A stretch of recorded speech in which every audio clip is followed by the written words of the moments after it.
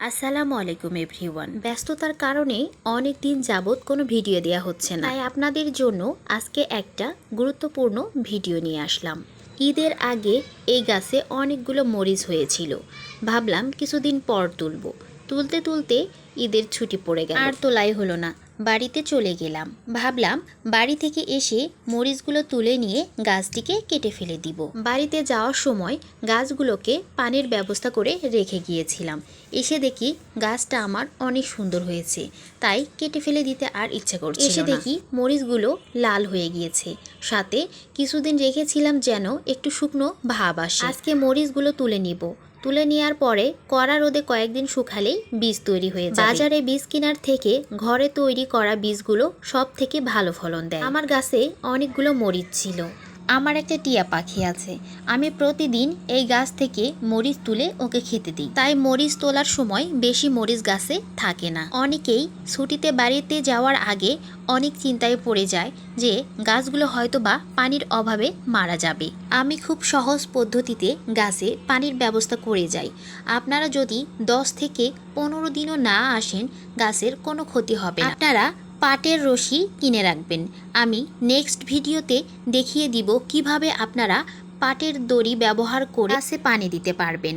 আলহামদুলিল্লাহ, আমি ভাবতেও পারি নাই যে আমি এক গাছ থেকে 4 বার ফল পাবো। আমার গাছের বয়স 7 মাস, আমি 7 মাসে 4 বার ফলন পেলাম। মরিচ থাকতেই আবার ফুল চলে আসে। প্রত্যেকবারে ভাবি যে মরিচ তোলার পরে কেটে দিব, মরিচ তোলার আগেই আবার ফুল চলে আসে, তাই আমি কেটে ফেলে দিতে পারি না। জন্যই এই মরিচের একটু বেশি করে বীজ তৈরি করছি। এর আগেও করেছিলাম, আবার এইবারও করে নিলাম। তবে বারবার যদি ফলন পেতে চান তাহলে গাছের পরিচর্যা কোনোভাবেই বন্ধ রাখা যাবে না। জৈব সার এবং ফুল আসার সময় একবার করে ইউরিয়া সার দিতে হবে, তাহলে ফুল ঝরে যাবে না, ফলনও ভালো পাওয়া যাবে। এখন প্রচণ্ড গরম পড়েছে, অবশ্যই 2 বেলা করে গাছে পানি দিতে হবে। টবের নিচে ছিদ্র থাকার কারণে যখন পানি দেয়া হয়, পানির সাথে কিছুটা প্রতি মাসে গাছের গোড়ায় একবার করে সার মিশ্রিত মাটি দিতে হবে। প্রত্যেকটা গাছে ফুল দিয়ে ভরে গিয়েছে। গাছগুলো আরও ভালো হতো, ব্যস্ততার কারণে গাছগুলোর পরিচর্যাই করতে পারি না। আপনাদের ব্যালকনিতে যদি গাছের পরিমাণ বেশি হয় তাহলে কয়েকটি ছোট বালতি এবং পাটের চিকন রশি কিনে রাখবেন। নেক্সট ভিডিওতে আমি আপনাদেরকে পদ্ধতিগুলো দেখিয়ে দিব। ছুটিতে যাওয়ার আগে ভিডিও করে আপনাদেরকে জানিয়ে দিতে চেয়েছিলাম, কিন্তু ব্যস্ততার কারণে আর কোনো ভিডিও নেওয়া হয়নি।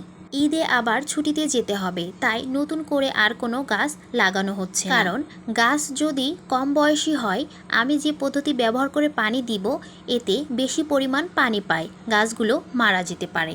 ঈদের ছুটি কাটিয়ে এসে আমি আবার নতুন করে অনেক প্রকারের গাছ লাগাবো। আমার ভিডিও যদি আপনাদের ভালো লাগে তাহলে like, comment, share and subscribe করবেন।